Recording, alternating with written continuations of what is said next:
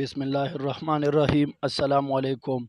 آج کی اس ویڈیو میں آپ لوگوں کو حضرت بلال حبشی کا ایک چھوٹا سا واقعہ بتانے جا رہا ہوں۔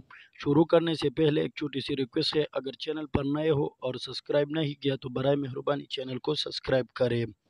نبی کریم صلی اللہ علیہ وسلم کے دنیا سے پردہ فرمانے کے بعد حضرت بلال شام چلے گئے اور وہیں بس گئے۔ ایک عرصے کے بعد خواب میں نبی پاک صلی اللہ علیہ وسلم کی زیارت ہوئی اور فرمایا، بلال ہمیں ملنا کیوں چھوڑ دیا؟ آنکھ کھلتے ہی مدینہ کے لیے روانہ ہو گئے۔ کئی دن کی مسافت کے بعد مدینہ منورہ پہنچے، مسجد میں حاضری دی اور روضہ رسول پر پہنچے، وہ بے ہوش ہو کر گر پڑے۔ اہل مدینہ نے کہا، ایک بار وہی اذان سنا دے۔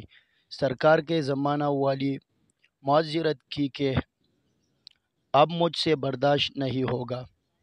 لوگوں نے حسنین کریمین سے کہلوایا، اب انکار ناممکن تھا۔ اذان شروع کی تو اہل مدینہ رو پڑے، دل قابو میں نہ رہے۔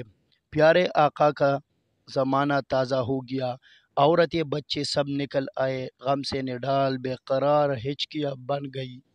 جب کہا اشہد ان محمد الرسول اللہ، لوگ چیخے مار کر رونے لگے۔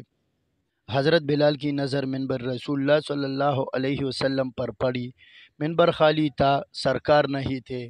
خالی منبر دیکھ کر گر پڑے، بے ہوش ہو گئے۔ اذان مکمل نہ کر سکے، ہوش میں آئے تو اٹھے اور روتے ہوئے شام کی طرف روانہ ہو گئے۔